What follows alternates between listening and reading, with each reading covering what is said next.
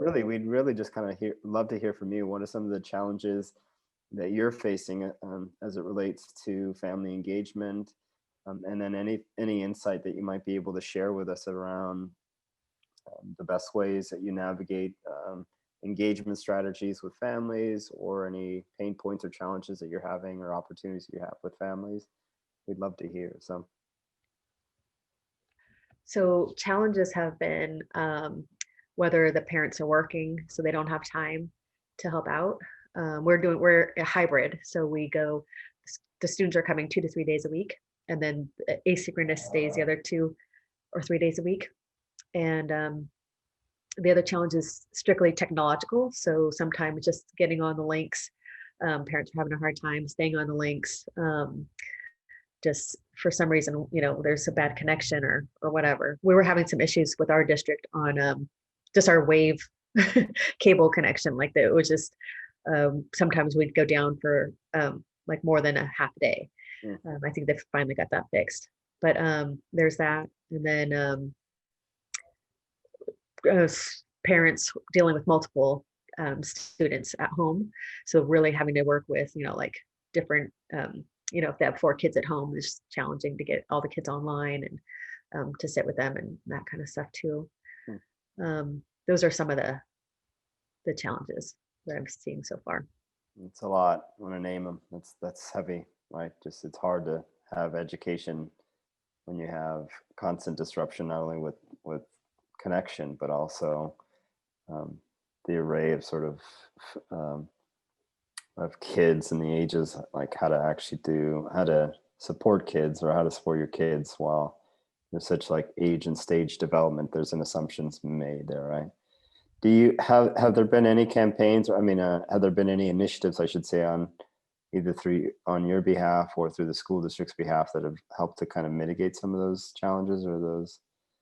Um, During the spring, we were letting giving all the kids Chromebooks, hotspots if they needed it, but still that still wasn't fixing like all the challenges. um, and then now it's still the same, like still the kids have Chromebooks.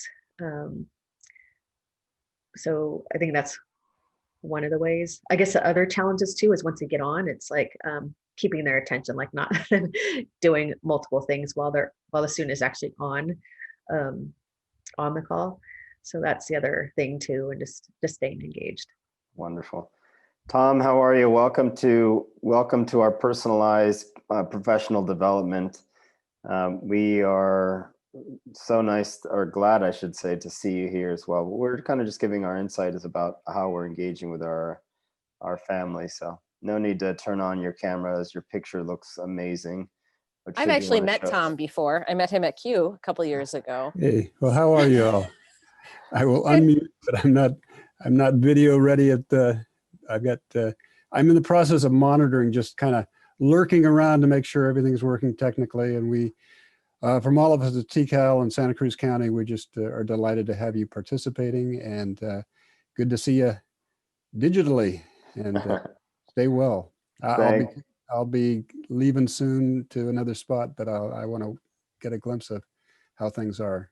Wonderful, No Tom. worries. Butch was in here for a while and he kept things running smooth and he was great. And then Yep. he just dropped off so he didn't have to endure a second session with us. Yeah, that's right.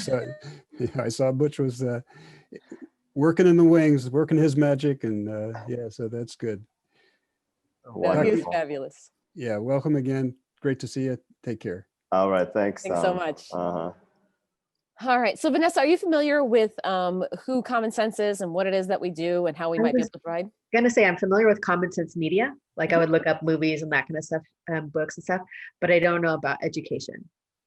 Well, perhaps maybe we should start there and see. We'll show you how the two connect, kind of, and what resources we were going through today to talk about supporting families as it relates to distance learning. We had a program today where we were kind of walking administrators through a few ideas to try to involve families and support them as they support their students. But perhaps, if you're not familiar with some of the resources, maybe we'll just kind of take you through the 50-cent tour, so you could see what it is that we do and see if anything that I'm going to show you is just like, oh, now that tell me more about that, right? Like, feel free, obviously. This is your personal tour, right? And Hey, you lucky have me. all right. So I'm But I'm gonna over here. This works for me. excellent, excellent. So I'm going to go through here. Jamie, I'm taking over. I'm Of course, of we're course. throwing everything out the window and we're just starting again here. So if you're not familiar, you are familiar with the Common Sense Media side, and so we can kind of consider that the part for parents. And so what you do when you land here is you of course know how to find these resources as it relates to the ratings and reviews for movies, television shows, books, all that stuff. We also do research over here at Common Sense Media. And so we just put out a research report that just came out last week about 0 to 8-year-olds and their habits as it relates to YouTube, right? And so if you want to see some of our research, that's also available. And of course, as it's gift giving time, folks like to find recommendations for books and for video games and for movie watching during the holidays, right? So you already know about all that stuff. And so you'll see all these tabs up here. And then when it comes to education, what most folks know us for is our digital citizenship curriculum. And are you familiar with this idea of digital citizenship? Not so Maybe. much. so, Maybe. so okay, no problem. I don't want to, I don't want to waste your time. So what we do is we have a full set of kindergarten through 12th grade lesson plans about topics as they relate to things like media balance and well-being. So that's a big one that we talked about today, especially during this pandemic. What we think of as media balance is very different than it was, just a few months ago, right? Now everybody's on screen time. So how do we help students think about the ways in which they balance their own lives, when with media and technology, especially when they are on that Zoom all day long, right? What does media balance mean now that you're on all the time? And then of course, these other topics like privacy and security, digital footprint and identity, and so on. So did you say what grade specifically you work in? It's elementary and high school. Okay. Oh, well, that's everything. Okay. So you Most cover of the whole. fourth grade and up. Okay. So we have, these are all lessons that cover these topics and everything from, cyberbullying, digital drama, news media literacy, and so on. And so if you opened up, a lesson today, we did this lesson with administrators about finding my media balance. And each of these lessons, this one here, you could do it the 15-minute version because we know a lot of folks are short on time, or you do the full 45 minutes. And each of them comes with, lesson slides. This one has.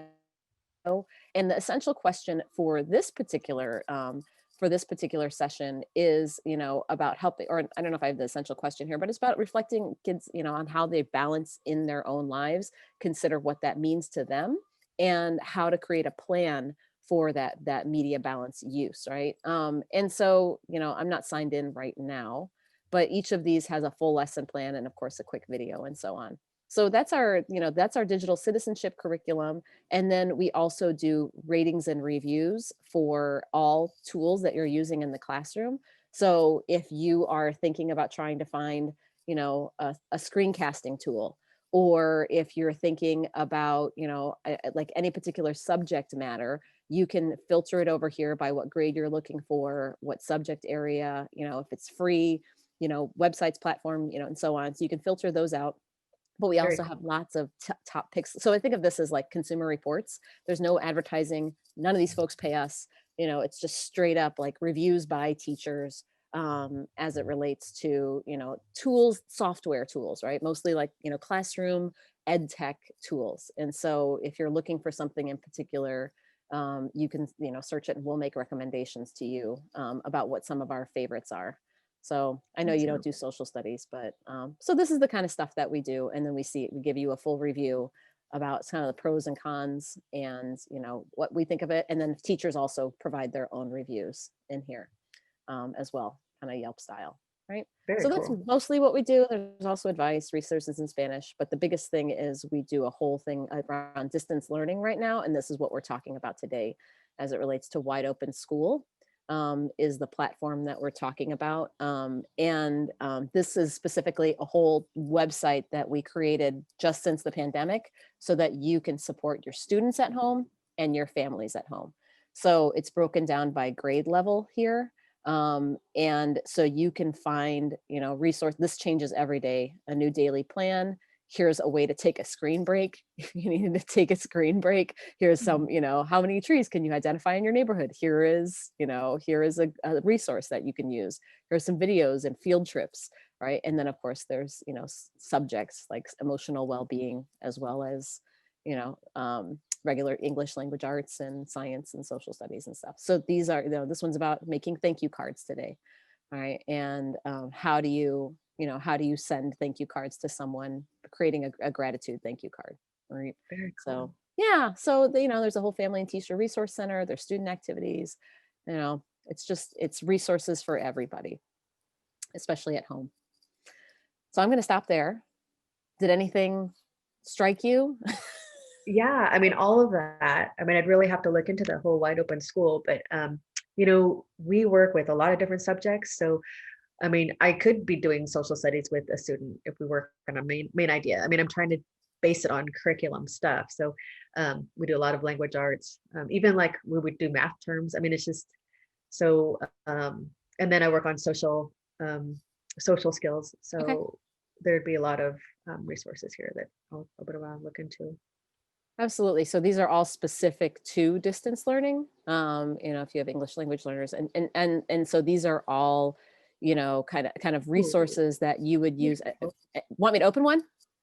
Life skills. I actually have a couple of life skills classes For a that I work particular grade? with. They're in high school, but so 9 through 12. There you go. So these are resources, related to cooking, learn to Ollie. So if you want to learn how to skateboard, I don't know if you consider that a life skill, make a device-free dinner, cross something, if you create a to-do list, typing, financial education, how to tie a tie, right? And it just goes on and on and on. And you as a teacher are able to, watch this as kind of like it'll pop up, right? And pop out. Or I have a garbage truck here. Or you can send this using a variety of different, I don't know if you can send it via Google Classroom to a classroom, or various, other methods of sending. There we go. Oh, hold on. This one. Oh yeah, copy the link. You can get a Google Classroom. And I'm going to shut my audio off while this truck comes up my street. And I think Sue pointed out, but you can also like something and create your own personalized list with the heart feature there. Oh, Can you go then to the list? So if you have a few of them, you can then take your entire list. Are we able to send our list at this point, Sue? I'm not too sure. I know you could just nod non-verbally. Not sure yet. I can barely hear you. Yeah. It sounds really good. But Vanessa, maybe, as we think about the resources, one thing that you may want to consider is where families need that extra support at this point. And if you think providing additional resources help, or if you think providing more of like a skeleton plan for them might be better, right? Like, we know that you're struggling with your families because you have so many different kids, and here's how you might categorize your day, right? Using the daily plan. Or you might say, I'm helping to support your student in a particular way, and you have a plan with a particular child, and you communicate that with the families. I don't necessarily know the direct touch point with families, but based on what you shared about Rockland, I think maybe the idea of pulling back and then asking families to think about how they best want the support given what the realities that they might have, and then doing more bite-sized resource sharing with those families. Like, okay, let's just practice gratitude over the next 2 weeks during this time, and then they can kind of start to build momentum, whether it's wide open schools or our content or our research, or I think families are really just maybe grappling with, like, I just want one direction and just stay with that direction for some time. So something to consider. So Okay. Yeah, a lot of different avenues, I think. yeah, see how it plays out. We won't take more of your time unless you, like Jamie, Erica, or Jamie, Sue, I need more of your help, or if there's a report that you'd like us to look through or something, that would be great. Sue and I are very good observe. No, I'm just playing. But if there's anything that we could be of an asset to that would be really practical for you or tangible, let us know. I'm going to pull up your the site again. Mhm. what you shared with me. And those topics that Sue pointed out to for our digital citizenship lesson, each of them, if you scroll to each of the lessons, I think Sue pointed to them, but there are some family activities that you can consider sharing and you can consider modeling as you think about that plan. So let's say, for example, in January, we want, as families create their new like habits or New Year's resolution, maybe you want to consider like a media balance campaign for your families and point out to some of the activities that families can do within that family guide, right? And so it becomes sort of an intentional approach to using our content instead of just like vomiting yet, 100 other resources for families that may not be best for them. And sorry, you're a speech and language pathologist. I should have probably used a different term than just vomiting. But, I should be mindful of that.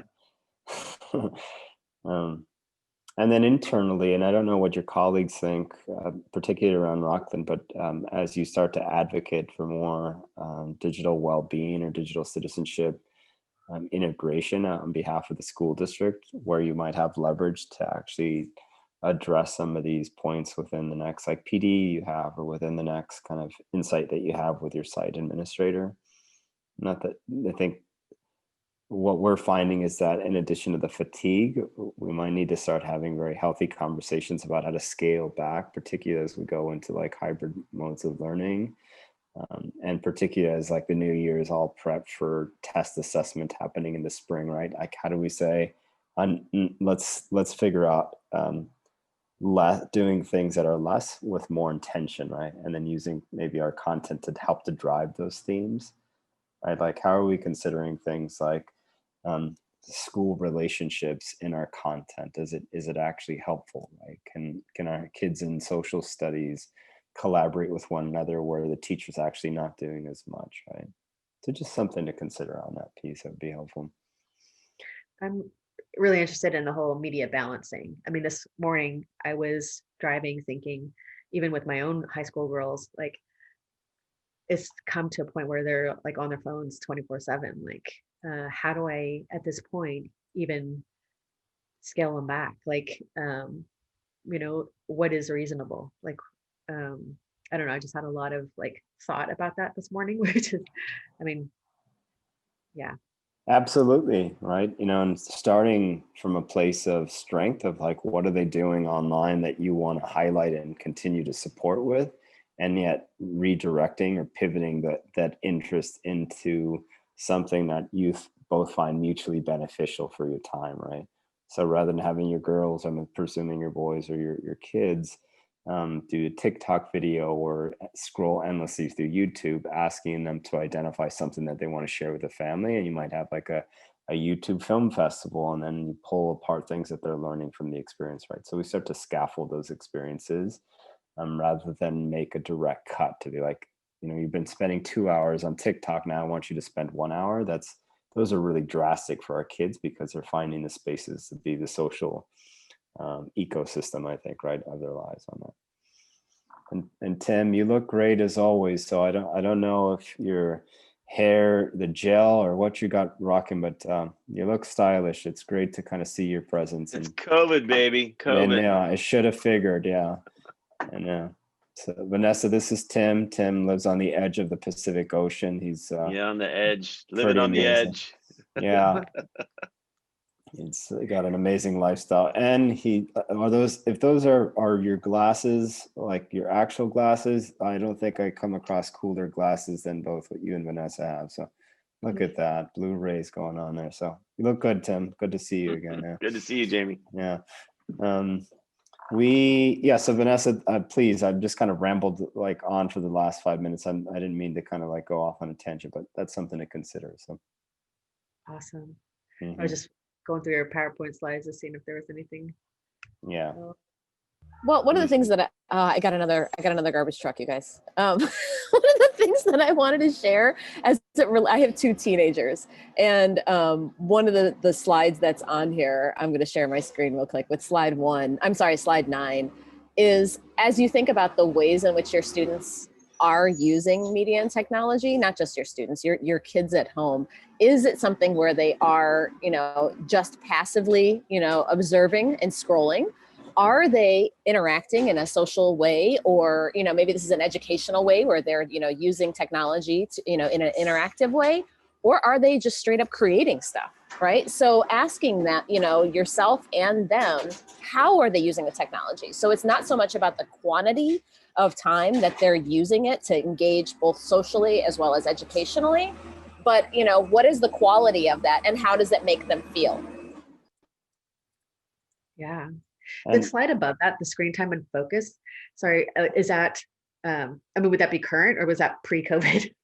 that's actually current. It's actually from work that happened last year, I believe. But the idea again is like to be extremely intentional about both reflecting as administrators, like, or even educators, is the amount of time our kids are spending, is there actual, are we finding that our kids are being not only fatigued, but are they checking out at certain points, right? And then if that's the case, what can we do to pivot, right? That's what makes video games or online video games so engaging, is that those scenes change so often that our kids are having to respond to the different stimuli that are there. So that might be something that we want to consider, right? So if we have hour-long sessions and we know that the kids have to be in front of a screen for an hour, can we start, to Sue's point on slide 9, say, now let's go into breakout rooms, or let's actually do something asynchronistically. So you are then coming back as an agent or an advocate or a co-creator of this particular content. To that, we have to ask ourselves as a school district or as teachers, am I relinquishing control?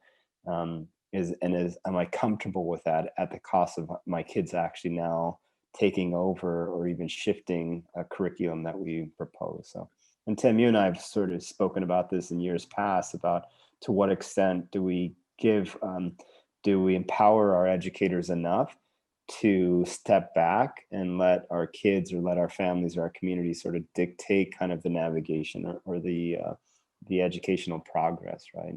And can we assess that to say, like, well, we still met state guidelines to have instructional minutes be connected to the content, but yet we're going to assess differently, or we're going to assess partially, right?